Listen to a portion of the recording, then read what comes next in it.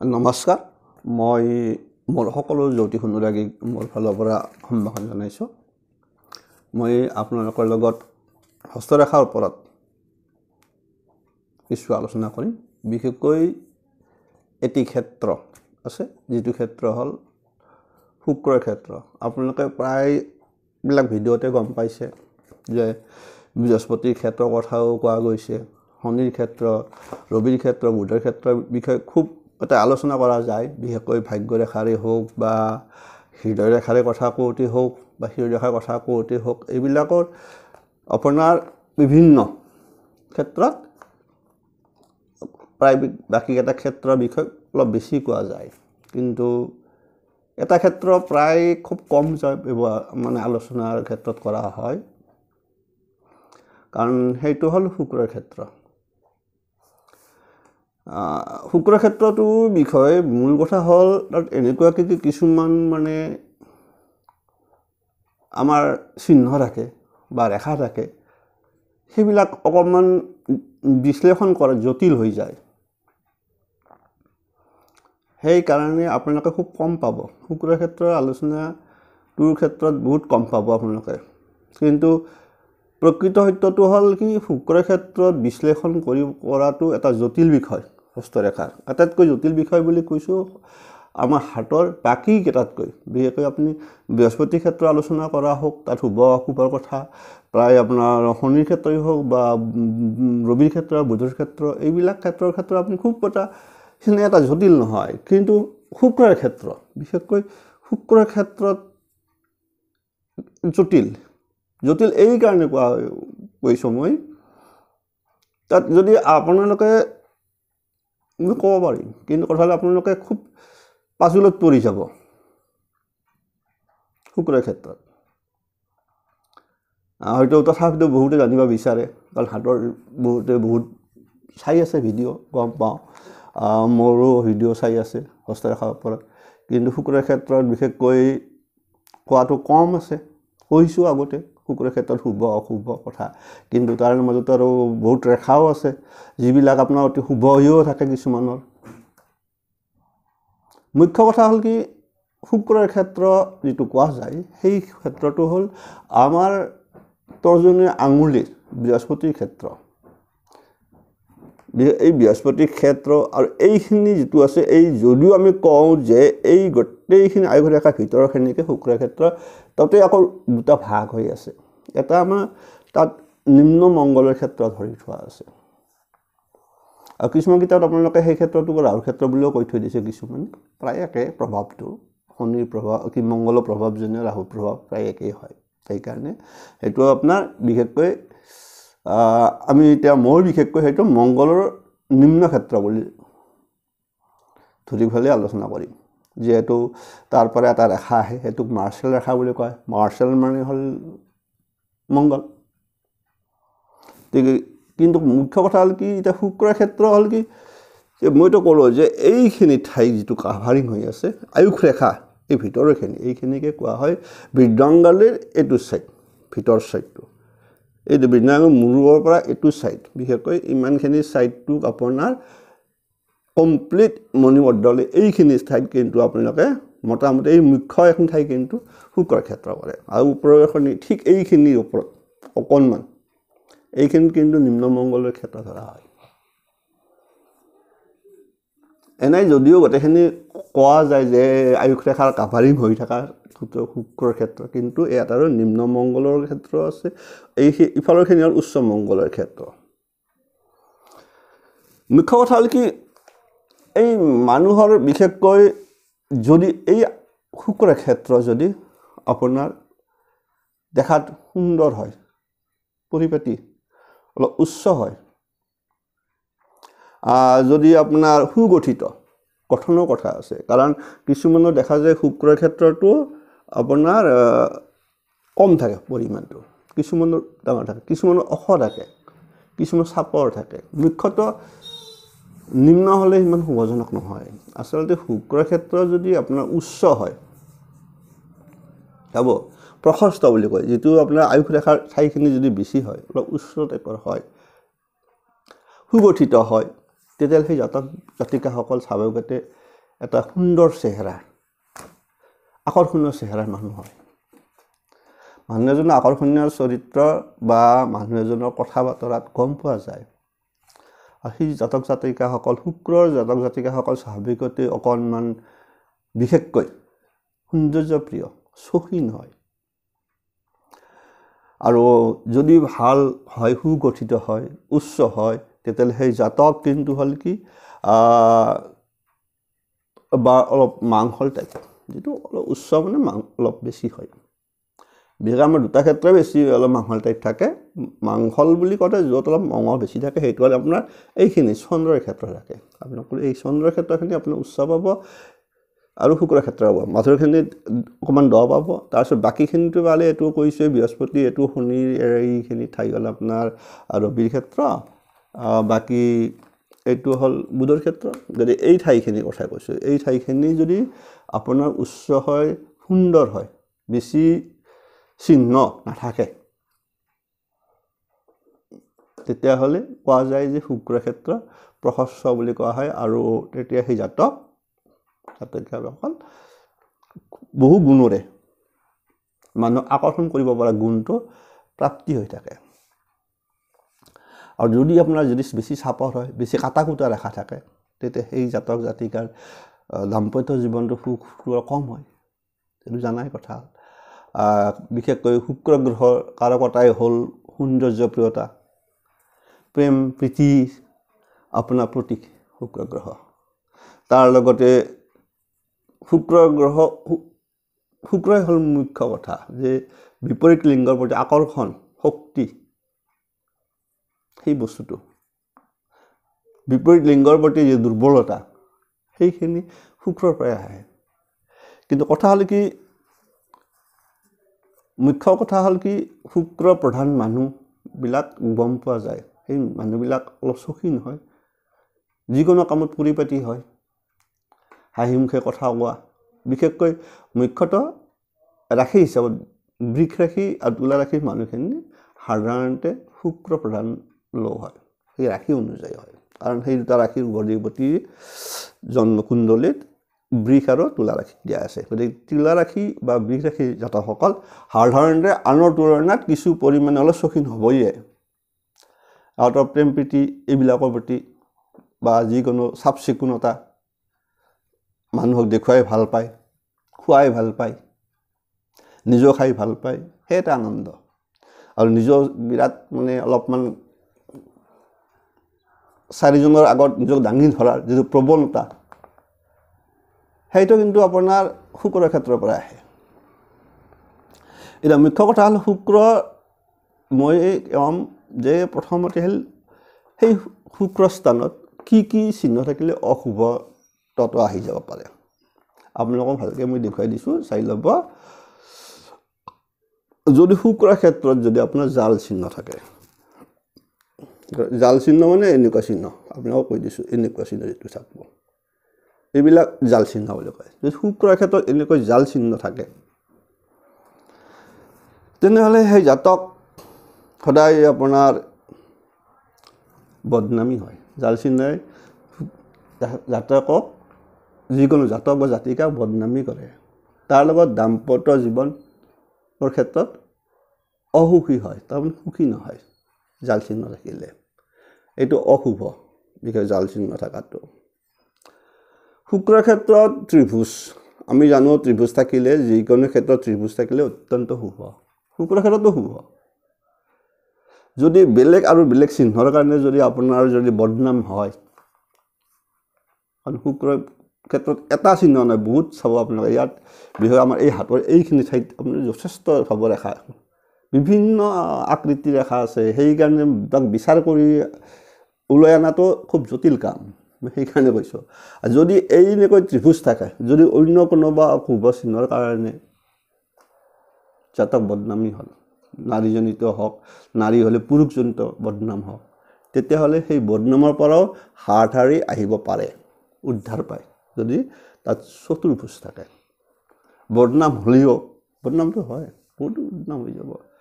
হ'ব কি আপুনি এইটোৰ কাৰণে মানুহজন জেল খাব অমুক হ'ব কিবা হ'ব যদি থাকি যায় যেনেকৈ নক সি ওলাই গুচি আহিব যদি চতুৰ্ভুজ থাকে। আনফালে আৰু এটা থাকে যে বদনাম হোৱা, যদি আপোনাৰ দ্বীপ চিহ্ন ত্ৰিভুজ নহয়, এই ত্ৰিভুজটো কিন্তু শুভ হিচাপে গণ্য কৰা হয়। চতুৰ্ভুজ দ্বীপ চিহ্নটো এনেকুৱা হ'ল কি আপোনাৰ ইয়াত ৰেখা থাকিল, এতিয়া ৰেখা থাকিল, এনেকুৱা ধৰক এনেকুৱা ৰেখা, ইয়াত যদি আপোনাৰ ঠিক এনেকুৱাকৈ যদি থাকে জব চিহ্নৰ নিচিনা এনেকুৱা, বা এইটো থাকিল এনেকুৱাকৈ থাকিল, ঠিক এনেকুৱাকৈ এটা বা দুটা থাকক, এনেকুৱা চিহ্ন যদি থাকি যায় তেতিয়াহ'লে সেই জাতক সাংসাৰিক জীৱনত, জাতক জাতিকা সাংসাৰিক জীৱনত অসুখী হয় আৰু সেই জাতক জাতিকাসকল নিৰাশাত জীৱন যাপন কৰিব লগা হয় প্ৰত্যেক জীৱন। আৰু যদি আন এটা হ'ল কি আপোনাৰ কলা চিহ্ন, তিল চিহ্ন, ধৰা এটা তিল চিহ্ন থাকিল এইখিনি ক্ষেত্ৰত বা য'তেই নাথাকক বিশেষকৈ আয়ুস ৰেখাৰ ভিতৰত এই তিল চিহ্ন থাকিলে সেই জাতক কিন্তু আপোনাৰ যৌন ৰোগ, বদনাম হ'ব যৌন ৰোগ, তাৰমানে যৌন ৰোগত পৰিণত হয়, কামুক হয়, তাৰ ফলত যৌন ৰোগত ভুক্ত হ'ব লগা হয় যদি তিল চিহ্ন আছে কোনোবা। হ'লেও তিল চিহ্ন থকা মানে আপুনি যৌন ৰোগত আক্ৰান্ত হ'ব, সেই জাতক হওক জাতিকা হওক, এইটো খুব বেয়া। তাৰ বাহিৰেও আৰু আপোনাৰ এটা হ'ল কি আটাইতকৈ গম পোৱা কথা, শুক্ৰৰ ক্ষেত্ৰৰ পৰা ৰেখা এটা কেতিয়াবা উঠি যায়। আপোনাক পিছত কম আপোনালোকে কি এনেকুৱা ৰেখা শুক্ৰৰ ক্ষেত্ৰত যে অকল যে ইয়াৰ পৰা ৰেখা উঠিব, শুক্ৰৰ ক্ষেত্ৰৰ পৰা ৰেখা উঠিব, যেনেকৈ বৃহস্পতিৰ ওপৰত থাকে ৰেখা, শনিৰ ওপৰত থাকে, ৰবিত থাকে,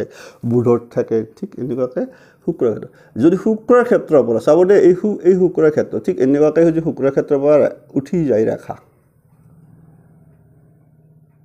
আপোনাৰ এইটো যদি এনেকৈ উঠি গৈ, বিশেষকৈ আপোনালোকক দেখুৱাই দিছোঁ অকণমান পাব, এই উঠি গৈ পেলাই যদি এনেকৈ যদি উঠি গৈ যদি আপোনাৰ এই বিবাহ ৰেখা বা প্ৰণয় ৰেখা বুলি কয়, বিবাহ ৰেখাক যদি স্পৰ্শ কৰে বিপৰীত লিংগ কিন্তু আপোনাৰ বেভিচাৰী হ'ব, আপোনাক ক'লোঁ। আৰু তাৰ লগত দ্বিতীয় কথা কি বিবাহ বিচ্ছেদ হ'ব, এইটো মই কৈ দিছোঁ আপোনালোকৰ। এইটোৰ ক্ষেত্ৰত যদি এনেকৈ শুক্ৰৰ ক্ষেত্ৰৰ পৰা যদি আয়ুস ৰেখা, হৃদয় ৰেখা আৰু হৃদয় ৰেখাক কাটি ফেলে যদি আপোনাৰ বিবাহ ৰেখাক যদি এনেকৈ স্পৰ্শ কৰে তেনেহ'লে মনত ৰাখিব সেই জাতকৰ বিপৰীত লিংগ বিশেষকৈ, ফলত আপুনি বদনামটো হ'বই, আপোনাৰ ওপৰততো বহুত কিবাখিনি হৈ যাব, তাৰ লগত লাষ্টৰ ফালে আপুনি কিন্তু বিচ্ছেদলৈ যাব, গতিকে বিচ্ছেদ হ'ব। আৰু যেতিয়া যদি এনেকৈ দুটা ৰেখা থাকে তেতিয়াহ'লে আপোনাৰ দ্বিতীয়টো কিন্তু দ্বিতীয় বিবাহ বুজাব, তাৰমানে আপোনাৰ বিচ্ছেদ হৈ দ্বিতীয় বিবাহ বুজাব লগা হ'লে ঠিক এনেকুৱা ৰেখা এটা থাকে কিছুমানৰ। আৰু বিবাহ বিচ্ছেদটো বহুত কথা আছে, এনেকুৱা যদি আপোনাৰ এই বিবাহ ৰেখা এনেকৈ দিছোঁ, বিবাহ ৰেখা যদি এনেকুৱা যদি দুটা ভাগ থাকে তেতিয়াও বিচ্ছেদ সূচায় যে এই বিবাহ ৰেখা। আনফালে এইটো বিবাহ বিচ্ছেদটো হয় কি কোনোবা আত্মীয়ৰ জৰিয়তে হ'ব, বিপৰীত লিংগৰ আত্মীয়, হয়তো কাৰোবাৰ হয়তো বায়েক হওক বা মায়েক হওক, ঠিক এনেকুৱা বিপৰীত লিংগৰ কাৰোবাৰ কাৰণে বিশেষকৈ বৈবাহিক জীৱন অসুখী হয়, এটা সময়ত যায় বিচ্ছেদত পৰিণত হয়। কেছ মামলা জামেলা এইবিলাক বহুত সম্ভাৱনাটো আপোনাৰ কিন্তু থাকিব, মই কৈ দিলোঁ এই ক্ষেত্ৰত। এইটো খুব এটা ইম্পৰ্টেণ্ট কথা, গতিকে ঠিক এনেকুৱাকৈ আপোনাৰ থাকে। আৰু যদি আপোনাৰ কথা মই যে ক'লোঁ এটা কথা,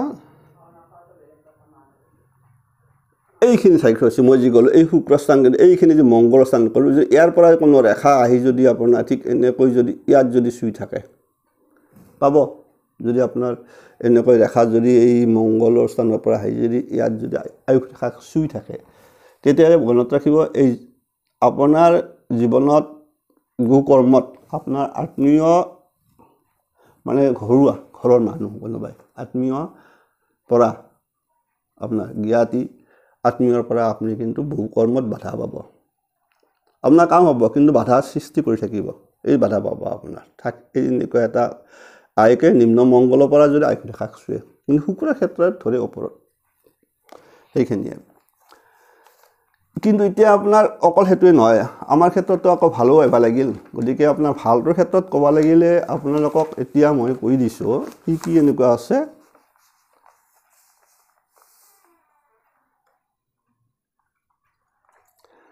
শুভ বুলি কোৱাৰ লগে লগে আপোনাৰ চাব মই এটা কথাই কওঁ যিসকল জাতকৰ শুক্ৰ ক্ষেত্ৰত ধুনীয়া সুগঠিত ঠিক এনেকুৱা সুগঠিত হৈ থাকে বৃহস্পতিৰ ক্ষেত্ৰও যদি সুন্দৰ হয় কোনো কাটা কুটা নাথাকে ৰবি ৰেখাও যদি সুন্দৰ হয় তাৰ লগত যদি শিৰৰেখাও সুন্দৰ হয় এটা কথা ৰাখে চাব শিৰৰেখাডাল যদি অকণমান নামি আহিলে বেছি ভাল তেতিয়া এইটো এনেকুৱা নামি আহে সিধা নহয় অলপ নামি আহে তেনেহ'লে এই বিশেষকৈ শুক্ৰ ক্ষেত্ৰ সুন্দৰ মানে আপোনাৰ উচ্চ বৃহস্পতি ক্ষেত্ৰত সুন্দৰ আপোনাৰ মুখ্যতঃ ৰবি ৰেখা আছে এফালে শিৰৰেখাও সুন্দৰ তেনেহ'লে সুগঠিত হয় সেই জাতকসকল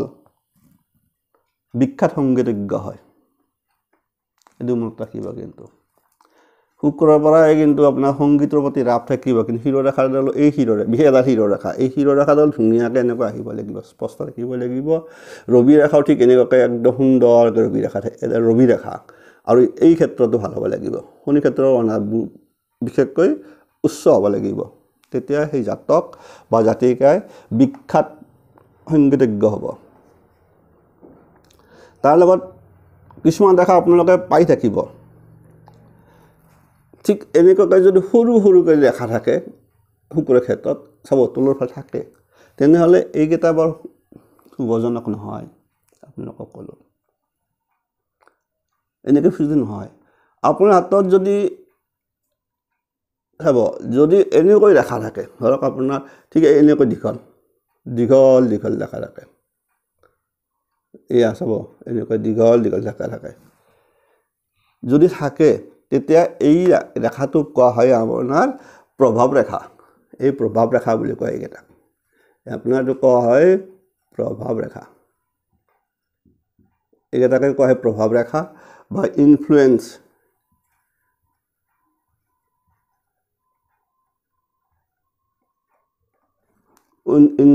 লাইন এক কোৱা হয় ইনফ্লুয়েন্স লাইন তাৰ মানে প্ৰভাৱশালী ৰেখা বুলি কোৱা হয় ইয়াক বিশেষকৈ আপোনালোকক মই দেখুৱাই দিছোঁ এয়া চাওক বিশেষকৈ এইটো হ'ল প্ৰভাৱশালী ৰেখা এই ৰেখাটো এনেকৈ থাকে তেতিয়া কোৱা হয় এইটো প্ৰভাৱ ৰেখা বা ইনফ্লুয়েন্স লাইন এই লাইনৰ কিন্তু এই বস্তুটো থাকিলে কিন্তু ভাল মানুহৰ আপোনাৰ প্ৰভাৱ ৰেখা যদি একাধিক থাকে একডাল দুডাল নহয় একাধিক থাকিব লাগিব 3-4ডাল থাকিব লাগিব তেনেহ'লে সেই জাতকে আনৰ ওপৰত প্ৰভাৱ বিস্তাৰ কৰিব পাৰে এইটো হ'ল দীঘলকৈ থাকিব লাগিব আপোনাৰ আনফালে যদি এই এনেকৈ ওলোৱা ৰেখা মই যে দেখুৱাই দিলোঁ আপোনাৰ ঠিক ধৰক এনেকুৱাকৈ চলি দীঘলকৈ চলি এনেকুৱাকৈ আছে এনেকৈ দীঘলকৈ আছে ইয়াৰ যদি কোনোবা এজন আহি পেলাই যদি ইয়াত যদি এনেকৈ যদি আয়ুস ৰেখাক চুৱে পাৰ হৈ নাযায় চাব দেই কিন্তু ঠিক এনেকৈ যদি চাকিল 3 বা আৰু থাকিল আপুনি কিন্তু থাকিবই থাকিলে একডাল নাথাকে 3-4ডাল থাকিব এই যে আপোনাৰ একডাল আয়ুস ৰেখাক চুৱে তেনেহ'লে সেই জাতকৰ দাম্পত্য জীৱন কিন্তু সুখৰ হয় চাব কিন্তু তাতে আৰু এটা কথা দিছে কোৱা আছে যে হস্তৰেখাত যদি এই ৰেখাডাল ইয়াত আয়ুস ৰেখাতে শেষ হ'ব লাগিব যদি পাৰ হয় যদি পাৰ হৈ যায় ঠিক এনেকৈ পাৰ হৈ যায় তেতিয়াহ'লে এই সময়খিনিত কিন্তু আপোনাৰ মূৰত আপুনি আঘাত পাব এইটো এটা কথা গতিকে পাৰ হৈ নোযোৱাকৈ থাকিলে আপোনাৰ দাম্পত্য জীৱন সুখৰ হ'ব কথা আছে সেইখিনিতে প্ৰভাৱ ৰেখা আনফালে এই প্ৰভাৱ ৰেখাৰ যদি এনেকৈ যদি থাকিল প্ৰভাৱ ৰেখা এই ফাৰ্ষ্ট হয় দেই পুৰা এনেকৈ যদি থাকিল একাধিক 3-4-5-6 থাকিব পাৰে থাকিলে যদি কোনোবা এডাল যদি আপোনাৰ এই ইয়াত গুচি যায় ঠিক এনেকৈ যায় শনিৰ ক্ষেত্ৰফলাক শুক্ৰ তাৰমানে এইখিনি শুক্ৰৰ ক্ষেত্ৰৰ পৰা শনিৰ ক্ষেত্ৰ গৈ পালে এই প্ৰভাৱ ৰেখা তেতিয়াহ'লে আপোনাৰ সেই জাতক জাতিকাসকলে কি হয় নানা দিশৰ পৰা অৰ্থ লাভ হয় সেই জাতক জাতিকাৰ যদি শনিৰ ক্ষেত্ৰ পায় আৰু বিশেষকৈ বেপাৰ বাণিজ্যত প্ৰভূত উন্নতি কৰিব পাৰে কিন্তু কথা হ'ল কি এই যে আয়ুস ৰেখাত কাটিছে এই বয়সখিনিত কিন্তু সেই সময় কিন্তু এবাৰ হ'লেও মূৰত আঘাত পোৱাৰ সম্ভাৱনা থাকে আপোনাৰ টকা পইচা হ'ব ধন হ'ব কিন্তু আপোনাৰ মূৰত আঘাত পোৱাৰ যথেষ্ট সম্ভাৱনাটো থাকি যাব আৰু যদি এই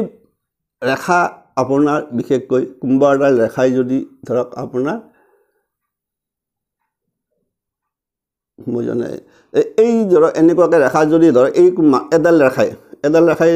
যদি এবাৰ 3-4ডাল আছে কোনোবা এডাল ৰেখাই ধৰক এইফালে বৃহস্পতি ক্ষেত্ৰ পালে ঠিক এনেকৈ বৃহস্পতি ক্ষেত্ৰ পালে কিন্তু এই ক্ষেত্ৰত পালে কিন্তু জাতক ধনৱান হয় বৃহস্পতি শুক্ৰ ক্ষেত্ৰৰ পৰা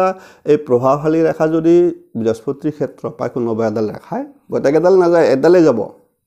চাব পাৰে যায় তেতিয়াহ'লে সেই জাতক কিন্তু ধনৱান হ'ব সেই জাতকৰ স্বভাৱ চৰিত্ৰ খুব সহজ সৰল আৰু উদাৰ মনৰ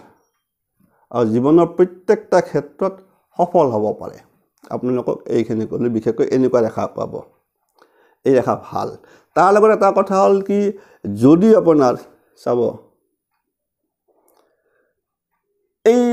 ক্ষেত্ৰৰ লগত শুক্ৰ ক্ষেত্ৰৰ লগত এই আমাৰ বৃদ্ধাংগুলিটোৰো বহুত কথা আহি পৰে যদি কোনোবা জাতকৰ যদি আপোনাৰ এই বৃদ্ধাংগুলি চাব ঠিক এনেকৈ ইয়াতো আপোনাৰ 3টা নাই 2টাহে ঠিক এনেকুৱাকৈ আপোনাৰ যদি জব চিহ্ন থাকে এক জব চিহ্ন বুলি কয় মাজত ঠিক যিটো আপোনাৰ জব ধানৰ নিচিনা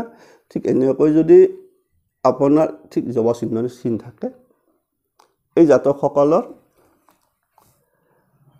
মানে বৃদ্ধকাললৈকে ধন সম্পদ এৰা নিদিয়ে এই জাতকসকল জ্ঞানীও হয় আৰু এই যদি বৃদ্ধাংগুলিত যদি আপোনাৰ এনেকৈ জব চিহ্ন থাকে তেতিয়াহ'লে সেই জাতকৰ আপোনাৰ কেতিয়াও এৰা নিদিয়ে একালি শুক্ৰ ক্ষেত্ৰৰ লগত সম্পৰ্কিত হৈ আছে বৃদ্ধাংগুলি এইখিনি কথা আৰু কেতিয়াবা দেখা যায় যে এই ইয়াত আপোনাৰ মই যিটো ক'লোঁ এইখিনিত আপোনাৰ য'ত জইন আছে তো ইয়াত জইন আছে এই জইনত যদি এনেকুৱাকৈ যদি আপোনাৰ 2-3টা যদি জব চিহ্ন নিচিনা মানে আপোনাৰ হৈ গৈছে তেতিয়া মনত ৰাখিব এইবিলাক জাতক জাতিকাৰ সন্তান অতি বুদ্ধিমান হয় উচ্চ চিন্তাধাৰাৰ হয় কাৰণ যিটো মাজৰ এই দুই পৰ্ব প্ৰথম আৰু দ্বিতীয় পৰ্বৰ মাজত থাকে সেই যদি তাত থাকে অৰ্থাৎ এইটো বস্তুৰ কথা কৈছোঁ মই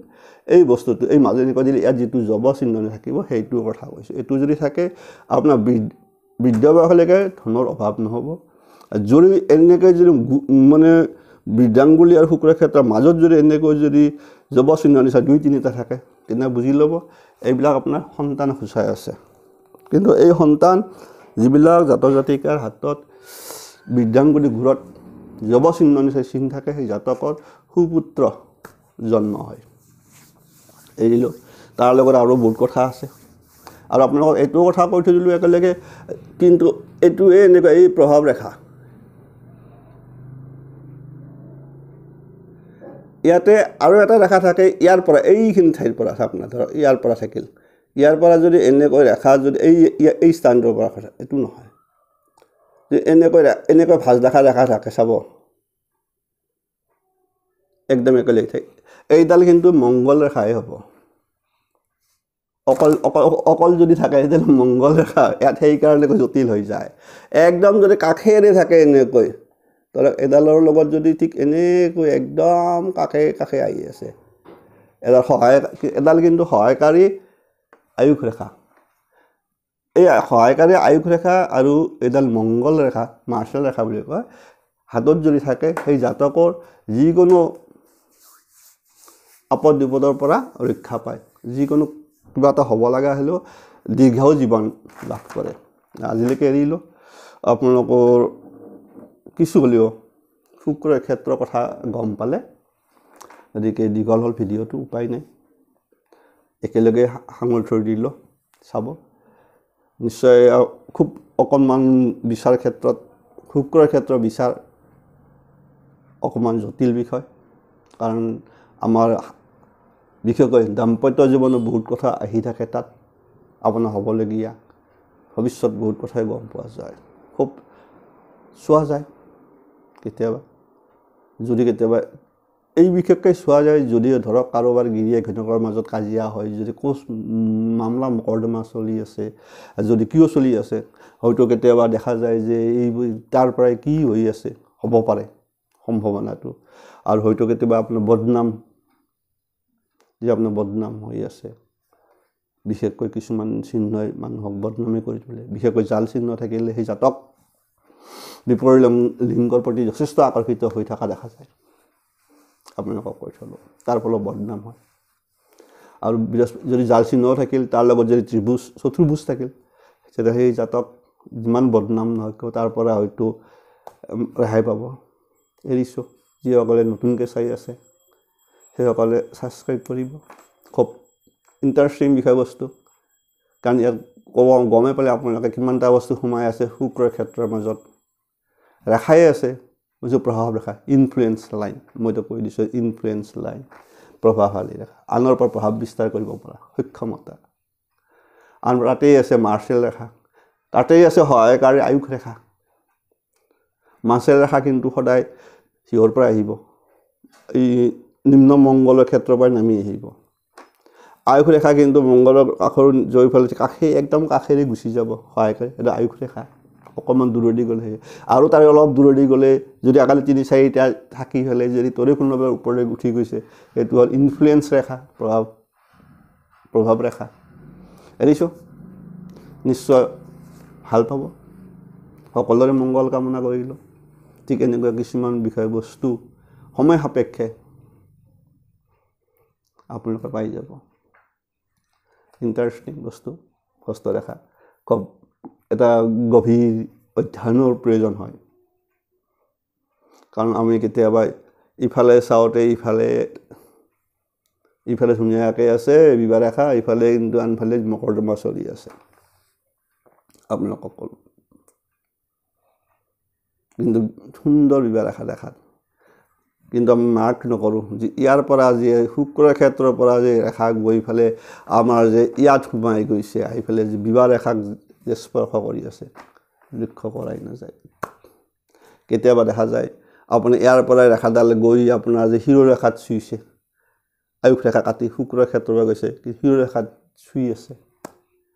দাম্পত্য জীৱনত হাংগামা চলি থাকিব, সেইটো চাব লাগিব। শিৰোৰেখাটো চুইলেও হ'ল, আৰু তাত যদি কাটি পেলাইতো এইটোতো আৰু ডাইৰেক্ট বিয়া বিচ্ছেদ। আপোনাৰতো টকা পইচা বদনাম চেছ কৰি খেলিব, এইবিলাক আপোনাৰ লুটি পুটি শেষ কৰিব এনেকুৱা। তাৰপিছতে আপোনাক আকৌ বিচ্ছেদত লৈ গুচি যাব বিপৰীত লিংগই, সেইটো দুৰ্ভাগ্য। কিন্তু এইটো আৰু নিজে অলপ থাকিব লাগিব। যদি নেক্সট বাৰে যে বিচ্ছেদ হ'ল বুলি যিবা হ'ব, যদি আকৌ এনেকৈ যদি মই কোৱাৰ নিচিনা যদি আকৌ দুডাল বিবাহ ৰেখা থাকে, তেতিয়া বুজি ল'ব নেক্সট যেতিয়া আকৌ বিবাহ হ'ব তেতিয়া সুখৰ হ'ব। কিন্তু আপোনাৰ প্ৰথমটো গণ্ডগোল। এৰিছোঁ। নিশ্চয় ভালেই পাব আপোনালোকে।